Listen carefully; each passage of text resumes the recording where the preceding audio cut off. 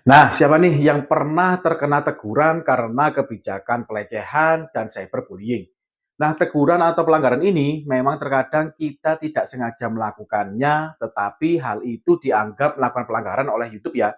Nah, mau info lengkapnya, mari kita bahas.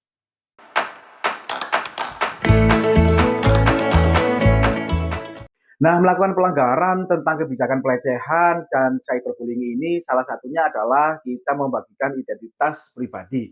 Nah, untuk informasi identitas pribadi ini memang ada beberapa hal yang boleh kita lakukan dan ternyata ada beberapa hal yang tidak boleh kita lakukan. Nah, terkadang kita tidak sengaja melakukan hal-hal yang kita anggap remeh, ternyata hal tersebut dilarang oleh YouTube ya. Lalu apa sih yang dimaksud dengan informasi identitas pribadi? Nah, informasi identitas pribadi itu adalah segala informasi yang berpotensi dapat mengidentifikasi individu tertentu. Terkadang orang membagikan informasi terkait diri mereka sendiri tanpa niat jahat. Namun ada resiko terkait hal ini dan YouTube dapat menghapus konten tersebut untuk melindungi uploader, terutama jika ia adalah anak di bawah umur. Nah, jika melihat dari artikel ini, berarti meskipun kita tidak ada niatan jahat pun atau niatan buruk tentang membagikan informasi identitas pribadi ini, tetapi jika tim YouTube-nya menganggap ini ada resiko, maka tim YouTube bisa menghapus konten kita ya. Tujuannya adalah melindungi data-data yang kita upload atau yang kita pasang pada saat kita membuat video ya. Nah, di sini juga sudah diterangkan untuk contohnya yaitu informasi kontak pribadi seperti alamat, email non-publik, nomor telepon, atau alamat rumah milik individu. Lalu yang kedua adalah informasi keuangan pribadi. Lalu yang ketiga adalah tanda pengenal yang dikeluarkan pemerintah seperti KTP, SIM, dan lain sebagainya. Lalu juga ada catatan medis. Nah, informasi-informasi di atas yang memungkinkan atau berisiko untuk melanggar kebijakan tentang pelecehan dan cyberbullying ini ya. Lalu jenis informasi identitas apa yang tidak boleh dibagikan di YouTube, ini sudah dijelaskan bahwa jangan pernah membagikan informasi identitas pribadi milik orang lain, seperti alamat, detail bank, nomor kontak pribadi. Nah, di sini juga sudah dicontohkan untuk beberapa contoh yang lebih spesifik ya, yaitu yang pertama, petunjuk tentang cara mengisi formulir yang menampilkan nama lengkap, nomor telepon, dan alamat email individu yang dapat diidentifikasi tanpa mengaburkan informasi identitas pribadi. Video dibagikan untuk tujuan pendidikan, tetapi masih mengungkapkan informasi pribadi seseorang.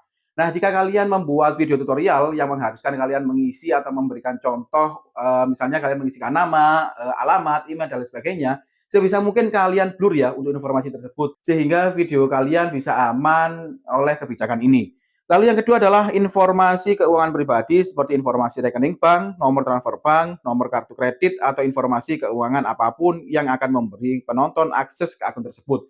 Itu juga tidak diperkenankan. Selain informasi pribadi berkenaan tentang nama, yang kedua yaitu informasi keuangan pribadi pun itu juga akan beresiko untuk terkena pelanggaran ini. Lalu yang ketiga adalah tanda pengenal yang dikeluarkan pemerintah seperti KTP, SIM, paspor, akte kelahiran. Itu juga tidak diperkenankan. Lalu yang ketiga adalah catatan medis seperti biometrik dan informasi diagnostik dan lain sebagainya. Lalu yang terakhir adalah detail login dengan nama pengguna dan sandi untuk situs apapun. Nah, jika melihat dari artikel ini, berarti kita itu tidak diperbolehkan membagikan informasi milik orang lain. Ataupun kalau seumpama kita membagikan informasi milik pribadi, itu pun juga ada beberapa hal yang perlu diperhatikan ya.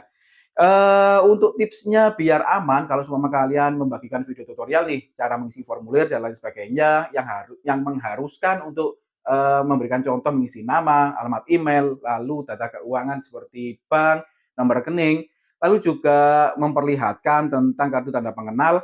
Nah, itu bisa kalian blur ya. Jadi tipsnya seperti itu, kalian bisa mengkaburkan informasi-informasi tersebut sehingga pada saat di video itu tidak tampak jelas informasi-informasi tersebut. Lalu artikel selanjutnya di sini jelaskan mengapa jenis informasi identitas pribadi tertentu tidak diizinkan oleh YouTube.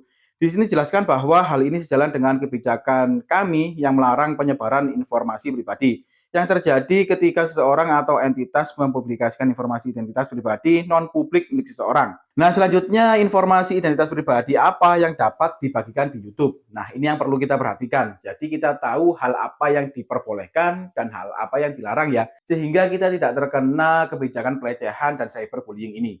Yaitu berikut ini beberapa contoh jenis informasi identitas pribadi yang tidak melanggar pedoman komunitas. Yang pertama adalah informasi terkait bisnis yang dapat dengan mudah ditemukan secara online atau diizinkan di Google. Yang kedua, membagikan informasi kontak pribadi milik kalian sendiri. Yang ketiga adalah membagikan informasi keuangan milik kalian sendiri untuk meminta donasi.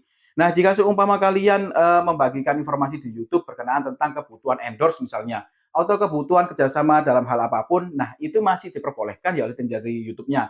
Jadi kalau kalian mencantumkan kontak email kalian atau nomor telepon kalian berkenaan tentang bentuk endorse atau kerjasama yang lain, itu masih diperbolehkan ya oleh tim dari YouTube-nya.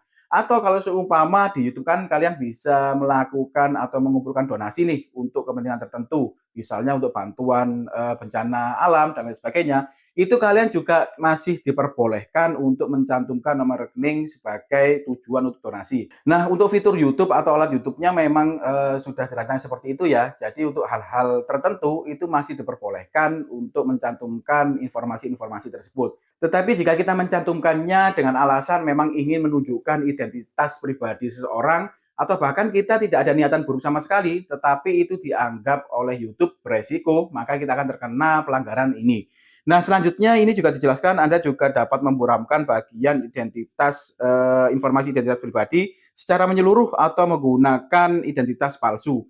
Seperti contohnya kalian bisa menggunakan nama yang umum seperti Budi Budiman atau Mawar Melati. Nah, ini contoh-contohnya jika seumpama kalian memang ingin menunjukkan bahwa seumpama kalian ingin membuat video tutorial nih untuk mencantumkan nama, kalian bisa merubahnya dengan nama-nama yang umum seperti Mawar Melati atau Budi Budiman. Nah, lalu yang kedua, nomor telepon, nomor tanda pengenal, alamat email, alamat rumah yang dikaburkan atau jelas-jelas palsu. Nah, jika kalian ingin membagikan tentang nomor telepon, nomor tanda pengenal, dan lain sebagainya, tips yang kedua yaitu kalian bisa mengkaburkannya atau memblur secara keseluruhan atau kalian bisa menulisnya dengan informasi yang jelas-jelas palsu ya. Jadi yang ini bisa dianggap wah ini tidak mungkin nih ada informasi atau alamat seperti ini. Jadi sudah terlihat palsu. Lalu yang ketiga adalah ada pernyataan penyangkalan yang jelas dalam video atau metadata, judul, thumbnail, deskripsi dan lain sebagainya yang menunjukkan bahwa informasi identitas pribadi yang ditunjukkan atau yang digunakan adalah palsu. Nah, atau kalian juga bisa menggunakan cara yang ketiga yaitu di bagian metadata yang terdiri dari judul, thumbnail atau deskripsi video kalian, itu kalian menerangkan bahwa informasi yang kalian gunakan pada video tersebut adalah benar-benar informasi palsu. Nah, itu 3 hal yang bisa kalian lakukan jika kalian memang membuat konten yang memerlukan informasi identitas pribadi yang harus kalian isikan pada tutorial kalian. Nah, mungkin cukup sampai di sini ya untuk pembahasan kita kali ini. Jadi intinya untuk informasi identitas pribadi itu kita masih diperbolehkan untuk membagikan informasi identitas pribadi milik sendiri atau milik kita sendiri dengan tujuan tertentu, misalnya untuk kerjasama, endorse, atau kebutuhan donasi dan lain sebagainya. Tetapi hal yang benar-benar tidak boleh dilakukan adalah kita membagikan informasi milik orang lain. Kalaupun seumpama kita memang diharuskan untuk membagikan informasi milik orang lain, yaitu tadi ada 3 hal yang bisa kita lakukan, mulai dari memburamkan, lalu menggunakan nama palsu, dan lain sebagainya. Nah, semoga pada video ini bisa memberikan manfaat. Terima kasih sudah menonton. See you next video.